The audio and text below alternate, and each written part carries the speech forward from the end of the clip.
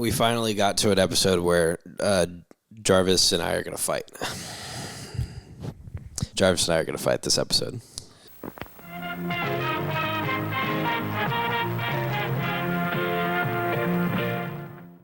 Yeah, get ready. Get those fisticuffs up. For once, I liked a movie that Jarvis didn't. I actually have strong emotions about this movie. I love this movie. Yeah. I have renamed this movie Blah Blah Bland. Anyways, I'm starting a Patreon for full-time movie fans where you get to watch me put my knuckles against Jarvis's jaw as quickly as I can. It's okay. My beard is going to absorb all the shock. So minimal damage. The move I'll show was you not minimal effective. damage. So he's going to try to convince me that because I think we talked about it. We did last night in Soho. If you've seen that movie and have opinions about it, you can go watch that review. But through the course of that review, he convinced me that, last night in Soho is not great at all. And there's absolutely nothing Jarvis can say about this movie that's going to convince me it's bad. Yeah, I'm not, that's not a goal of mine. It's just, I also know that's personal not a goal of yours. Yeah. So, hey, first off, because we don't do this a lot, spoiler reviews. If you haven't seen this movie, it's been out. It was what, 2016. You should watch it. It's very good. So almost 9 years ago. That's crazy. That's kind of crazy. And this is Full-Time Movie Fans, where all your movie review dreams come true. Michael. Jarvis. It's us. Let's get into it. So my first impressions of this movie, I saw it while it was still in theaters. Hunter, God bless him, approached me. Yeah, may he rest in peace. He's not with us. I'll see him literally next week. When he's in his show that he's in. Yeah, but literally he's not here with us. He's with us in spirit, and I would like to think that he would want to be here for this one. But instead, he'll listen to me fight for the right that is to love this movie. Yeah, I'm definitely losing points with Hunter, which I really hate over this one. I already told Jarvis beforehand that I have an ace in the hole for if he doesn't come to the side of loving this movie. That's just going to make him feel bad about himself. Forced love is not love. So no, you'll choose it. I will make sure that you choose it. So Hunter basically approached me and was like, "Hi, have you seen this movie yet?" And I said, "No, I have no idea what it even is." And he said, "Don't look anything up. Do not look at what other people are saying about it. You are coming to see it with me tonight." And I said, "Okay." And he said, "It's my third time seeing it. It's been out for a week." And I went, "Oh, okay." And I went, and I loved it, and I watched it like 4 more times in theaters, and then I bought it when it came out on DVD and Blu-ray, and I made it my personality for like 5 years. Yeah, I don't know, man. I literally watched it for the first time yesterday. I mean, yeah, okay. The story didn't really blow me away. There was nothing groundbreaking to me about the story and their particular story. The singing was great. I enjoyed the musical aspect of it, but I'm going to endeavor to hear you out for as long as possible so that we can get to discourse later. I mean, I want to hear your full take before we get to... it's very simple. Like, the story is just, it seems very basic to me. It didn't seem like a new story. It's a story I've seen before. I love Emma Stone. I really enjoy watching Ryan Gosling. Like, I think he does good movies. I enjoy watching him act, and I think he's a great actor. I wouldn't say either of them are like great singers, but it's good. I've seen other musicals. I just like other musicals better. I don't know. It was okay. Like, it was okay. I'm sorry, guy. I just don't. There was nothing crazy about the story to me, and I'm hoping I missed something. Like, I've missed things in movies. Like, I had to have my absolutely real friend Clint described to me Annihilation and why it was good and like what it was meaning. Like I like to think Clint loved this movie as well. he did, I think. So And I can tell you the kinds of people who would and wouldn't like this movie. yeah, I don't know. Like you I'm give me a open- basic description of a person, I'll tell you whether or not they love this movie. well, his favorite movie is Pulp Fiction. Just for you to know. I've told you that before. Just so you know, my wife is also kind of on the fence about this movie, but she straight up Leans was more. just saying like she didn't like the movie for most of it. Yeah, I didn't not like it. Okay, well, okay. You said Let me it take was back. just okay. Yes, Which okay, is fine. But here's the thing. Okay, I want to acknowledge the fact that like the time in your life, the people that you're with, you know, your mood state when you watch it, where you environment, like you watched it in theater. I just watched it in my living room. So all those things I think affect our perspectives on movies. Like you know your presuppositions about a movie. Well, you see, where I would agree with you on this, I went in and rewatched this a few days ago with Sybil, to where she was like, last time I watched this, it was just okay.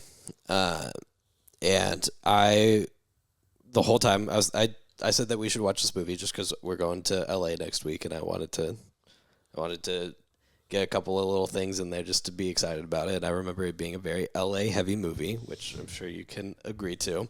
Yeah. And I was worried that my nostalgia goggles on this movie were going to make it to where I come back and I go, you know what? It's just an okay movie. For how much I loved it before, it's just an okay movie. And that's not what happened at all. Don't tell my wife. I cried. She doesn't know this 3 times in separate parts of the movie. She doesn't know that I did that. Dude, I'm such an emotional person, and I'm a like, I don't know if you guys have seen the show Psych. It's one of my favorite shows ever. I'm like Gus. I'm a sympathetic crier. This one didn't hit any deep emotional notes for me. Like, and I wanted to say this. So my true first impression, I was watching it with my ex. We started watching it together, and I thought, look, when I went to watch it yesterday, I was like, you know what? Maybe I was feeling the vibes off of her that she wasn't liking it. And so I was just kind of like, you know, maybe this is mid. And then we decided to not watch any further. I think we watched not even the first like third of the movie. Like maybe we got 30 minutes into it. We're just like, meh. And so we decided to do something different with our night. So I had that in my head as like, okay, maybe that tainted. Let me rewatch this and see it, try to see it through a new perspective, new eyes. And man, it just didn't really resonate or connect with me in any deep, even emotional way that I'm just like, oh, like this is so touching to me. Like I didn't bust out any tissues. Not even a little bit. Yeah. You don't have any part. Do you like the characters? Yeah, I mean, they're great. I always love Emma Stone. She gives... No, that's not what I'm asking. Do you like the characters? They don't seem very deep to me as people. Like, their I mean, that's fair. That's a fair thing to say. Their conflict is so basic. Like, even watching them when the conflict first happened, I was like, this is such a dumb thing for them to be upset at each other about. The thing that like started, I was just kind of like, to a certain extent, okay, like I can kind of understand, but I was like, I don't know, I don't think it was as big as the reaction of that's what started the breakup was just like, man, that seems like I don't know, it just seemed like a weak reason to like break up a whole relationship over. Like there was, I think if he was a little less defensive and stuff like that, I don't know, man. I just convince me, man. I'm ready to be convinced. You think that's how this works, Travis? You think I just sit here and I convince you that a movie that I love is good because I love it? I mean, I'm open to. I like to think that I have an open mind. I'm willing to see a different perspective that might change my mind on it. I'm not. You know, I can be very opinionated. believe it or not. Um, but I also believe that, like, you know what? I've had greater appreciation for some movies after hearing or seeing a different perspective. I have had that before too. There's one that I Except notoriously hate. Game night. No. This is another like Hunter dispute between me. Me and Hunter have different opinions about one specific movie. Do you want to know what it is? He loved it and you hated it. we got that out. I don't think it was the Sinners episode, but maybe it was the Sinners episode. Yeah, he did. We did get that out of Hunter. He loves Game Night. Oh, I dude, he got so many respect points from me. Yeah, it's true. I love that movie. Have you ever seen Promising Young Woman? No. I hated that movie.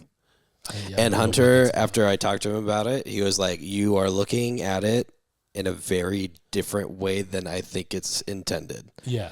And I said, maybe I am. Yeah. And if I am, it makes it marginally better. And if I'm not, it's bad. But I don't want to speak for Hunter and say that he loved Promising Young Woman, but I do know that he enjoyed it. So I'm you and you are Hunter in this situation. I'm open to hear. Yeah, but you're not in a. We're not in a. Yeah. It's just like a. It's hard to find like an exact analogy for where we are on this one because you're like, man, it's okay, and I love it, and usually it's I like this movie, and no, it's absolutely awful. So it's weird. We're in a weird place. We're treading new ground here on Full Time Movie Fans. And you guys get to be, the audience to this. Yeah. Character growth. This is our character arcs. Yeah. So another. Hey, we got a couple me, minutes. Another growth thing for me. I promise to not make a Get Out reference in this episode. Yeah, but you said it just now, so no. But I'm not making the joke. I've made a promise to not. So okay, that's character development for me. That's growth. That's what we call in the industry the promise of a premise. Okay, so I got a few minutes before we need to get into some plot. So I'll give you something to ruminate on, just a little bit. Okay. So I was. It's like 9 years younger than I am now when this movie came out. Am I right about this? Let me make sure. I say 2016. Yeah, it was 2016 when it came out. We're in the year 2025. I was 16 when this came out. Just a crazy number to think about. And Hunter was already graduated by then, so he and I were in similar-ish but slightly different camps at the same time, right? I was in the world's telling me that I'm about to go take the reins and become myself, and Hunter was in the you were about to grab life by the horns and make it your B word. Yeah. And I at 16 is actually about the perfect age to say that that's when I learned what I wanted to do with the rest of my life, what I was put here on the earth to do, Jarvis. Oh. And that is to make art and tell stories and change lives. And this movie came out around that time. I wasn't graduating. It was a couple years off. But I had just, this was the year that I took an introduction to editing class and was starting to experiment with fun ideas. I made a short film called Shell of a Man that was a Dora the Explorer-esque horror film. And I was learning to love the things that I did not previously love about movies. In fact, at this point, I did not like watching movies. I thought that they were too long and didn't get to the point very often. And short films did it a lot more for me, and video games did a lot more for me, where I could feel more into the stories of whatever.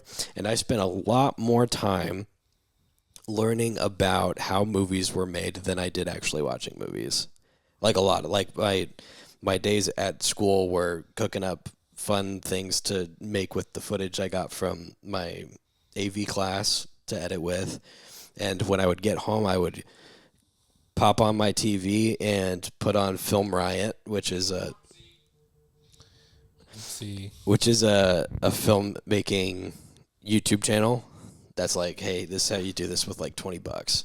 That was the kind of stuff that I watched for years.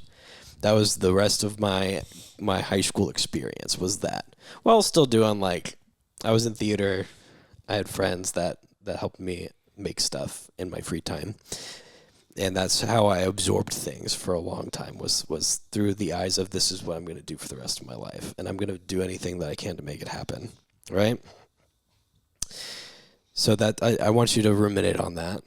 And I'm going to get us into the story of La La Land. Okay? Okay. Put yourself in a dreamer's shoes. All right. Hey, you. How'd you like that episode? Did you like it? You like movies? You like this one? Do you? You should subscribe to this channel right now. Also, as well. Yeah. You got friends? Yeah, you do. Do you?